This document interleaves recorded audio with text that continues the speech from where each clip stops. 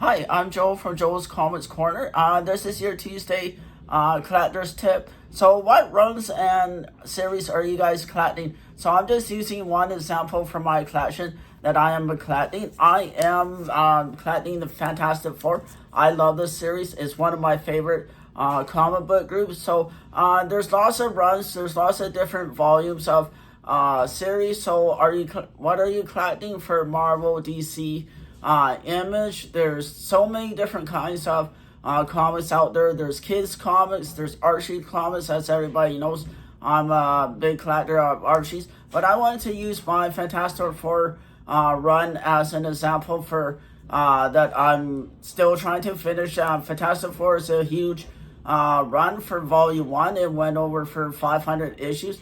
Now, I've bought a lot of collections with Fantastic Four comics over time, and I just ended up getting a second run of this. This is such a cool comic, and I love the stories for the Fantastic Four.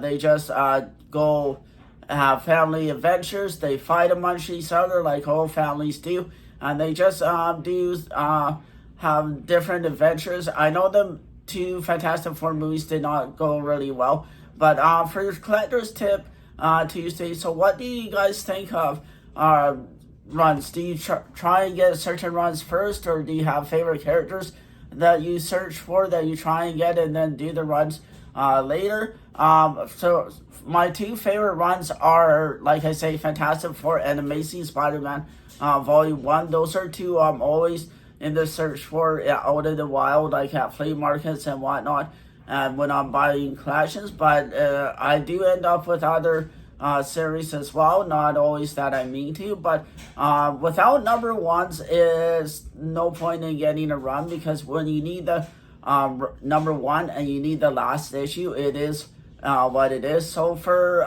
your collected, so that's what I'm asking. When you get a number one of it run, do you continue the run, or do you just get certain key issues out of the run? I know everybody collects differently, but if you're collecting a run and it's your favorite storyline, you may as well just try and get all of them, because I'm a firm believer of trying to complete a run, not just getting the key book out of it, which a lot of people do, and they think they can make money out of that key, which you can, but it's kind of pointless when you're not trying to get the full run. I think if you have a full run of a comic book series, that's where the money is. Yes, it pays to get doubles, and you can sell the double, get it graded like I do.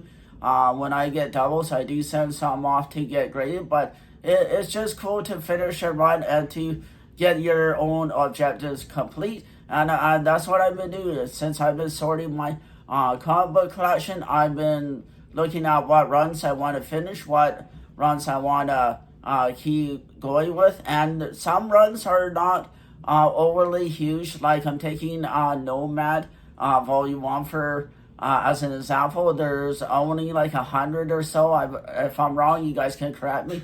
But there are smaller runs in the Marvel Universe that you can go collect.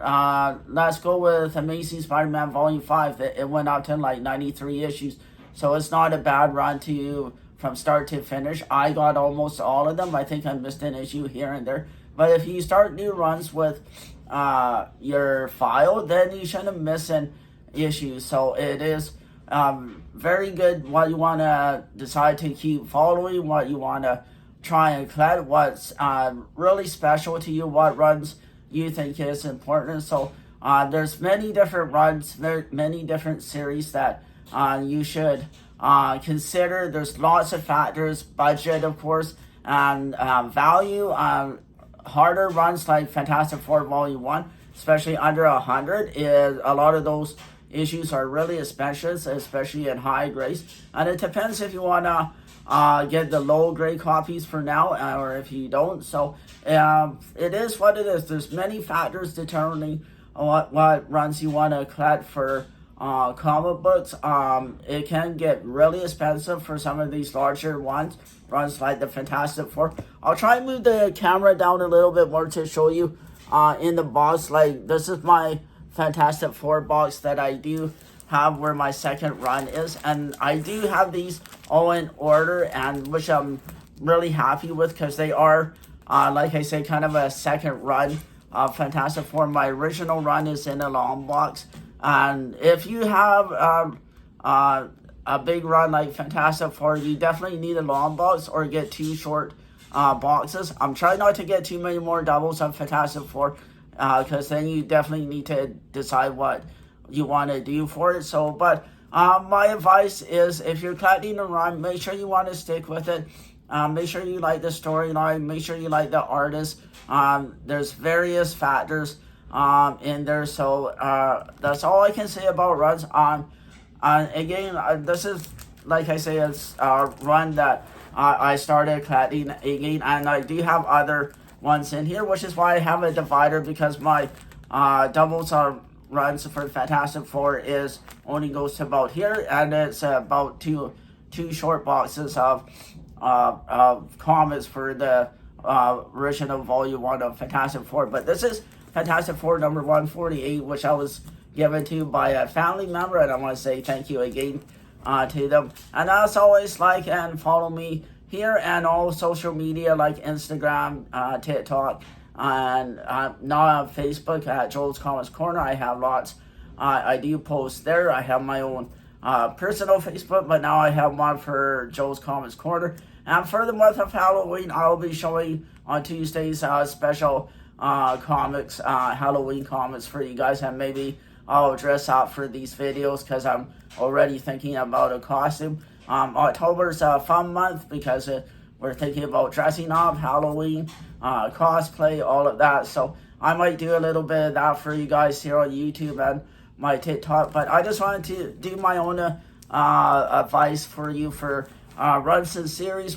See what you guys are collecting.